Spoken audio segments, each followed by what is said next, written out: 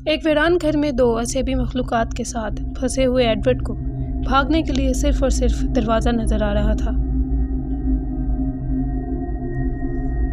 Edward समझ गया था कि बाहर बैठे हुए दो ह्योले एना और माइक हैं। एडवर्ड ने दोबारा खिड़की की तरफ देखा और अपना कैमरा उठाकर तस्वीर खींचने लगा। तस्वीर खींचते ही कैमरे के फ्लैश से एकदम रोशनी हुई। उन दो ह्योलों में से एक एडवर्ड की तरफ मुड़कर देखा।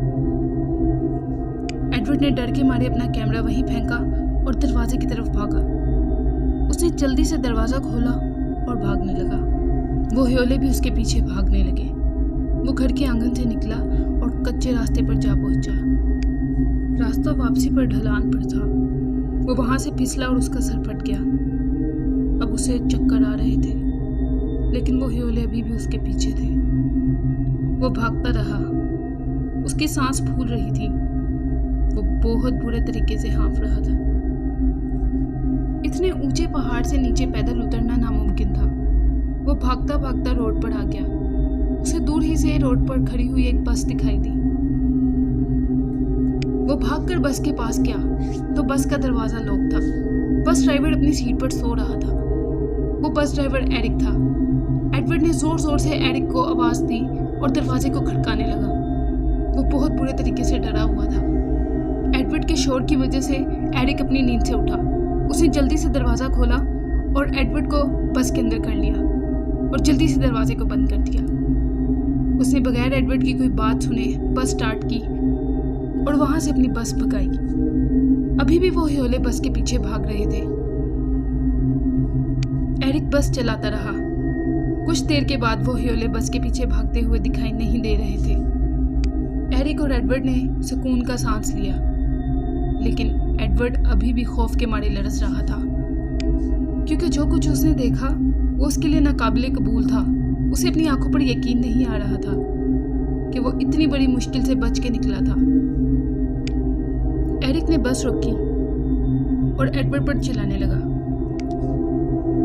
एडवर्ड सर झुकाए शर्मिंदगी से सुनता रहा। एरिक बोला, अगर मैंने तुम्हें मना किया था तो किसी वजह से किया था। एरिक गुस्से से चिल्ला रहा था। एडवर्ड बोला, तो इसका मतलब तुम्हें पहले से पता था कि वहाँ कुछ गड़बड़ है? हाँ, मुझे ये बात 3 साल से भी ज़्यादा अरसे से पता है, एरिक ने जवाब दिया। जिनके पास से तुम अभी डरते हुए आए हो, उन्होंने मुझे बचपन में पाला था।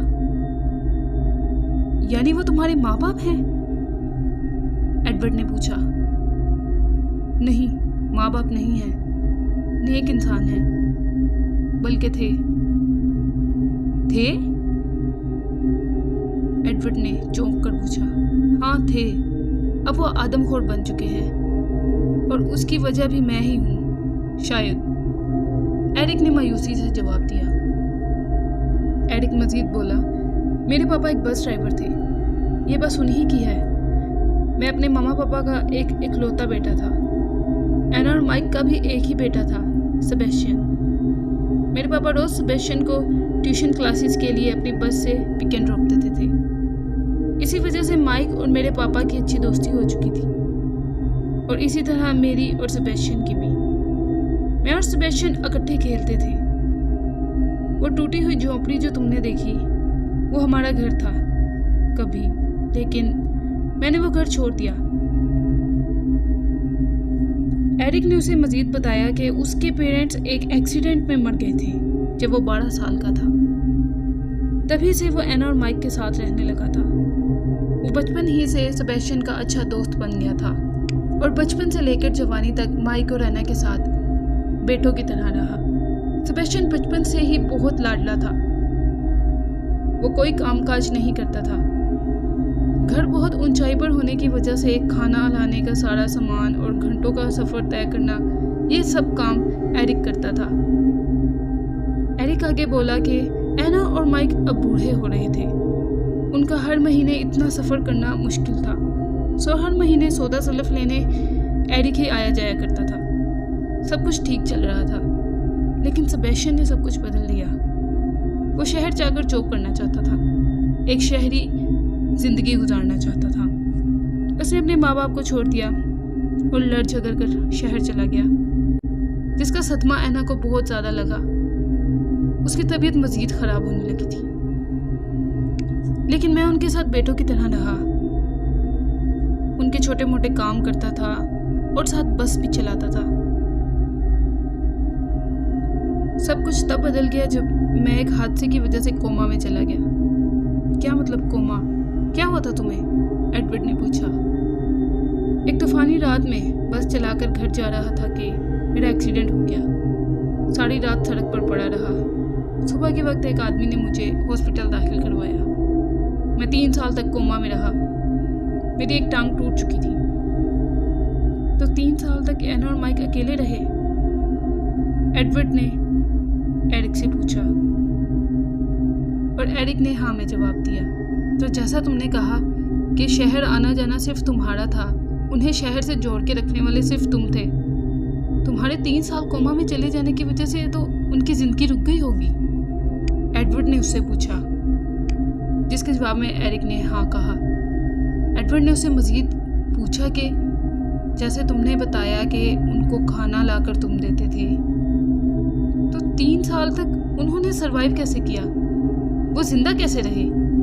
सिर्फ जिंदा रहना ज़रूरी नहीं होता एडवर्ड। जिंदा तो वो अब भी हैं। काश कि वो मर जाते, लेकिन जो कुछ उनसे भूख ने करवाया वो ना होता।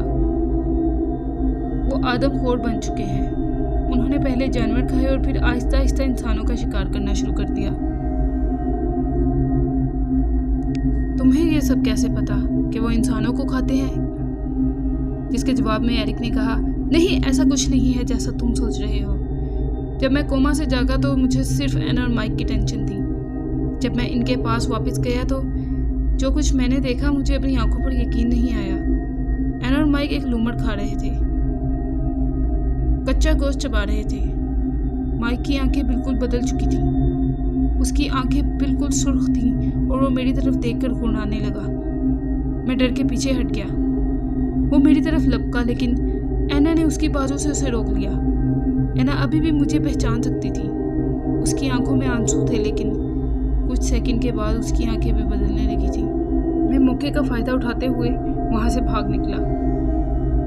जो कुछ हुआ इस पर बहुत अफसोस हुआ एरिक, एडवर्ड ने ताज़ियत करते हुए उसे कहा। एरिक बस चलाने लगा और बोला, तभी मैं किसी को लास्ट स्टॉप पर नहीं उतारता और कोई इतना ज़्यादा पैदल चलने की कोशिश भी नहीं करता। लेकिन जब सब लोग वापस जा रहे थे तो तुम बस में नहीं थे। मुझे लगा हो सकता है कि तुम किसी और स्टॉप की बस से चले गए हो, लेकिन मैं एहतियात के तौर पर रात यहीं रुक गया। जिसके जवाब में एडवर्ड बोला, तुम्हारा बहुत शुक्रिया एरिक। अगर आज तुम ना होते तो शायद मेरा भी आधा खाया जिस्म उनके कमरे में गल रहा होता। अब रात के 1:30 बज चुके थे। उन्हें पहाड़ से नीचे आते आते सुबह के 5 बज गए। एडवर्ड ने होटल से अपना बैग उठाया और अपने घर के लिए निकल गया। आज भी वो अपनी ये कहानी किसी को सुनाता है तो कोई उसकी बात पर यकीन नहीं करता, क्योंकि ना तो उसके पास कोई सबूत है और ना ही वो कैमरा जिसमें उन हीरों की तस्वीरें थी। आज की कहानी यहीं पर ख़त्म होती है। उम्मीद है आपको कहानी बहुत अच्छी लगी होगी। अगर आप इसी तरह की कहानियाँ सुनना पसंद करते हैं तो इस चैनल को सब्सक्राइब ज़रूर करें। कहानी का सबसे फेवरेट हिस्सा कमेंट भी करें और वीडियो को लाइक करें। Thank you everyone.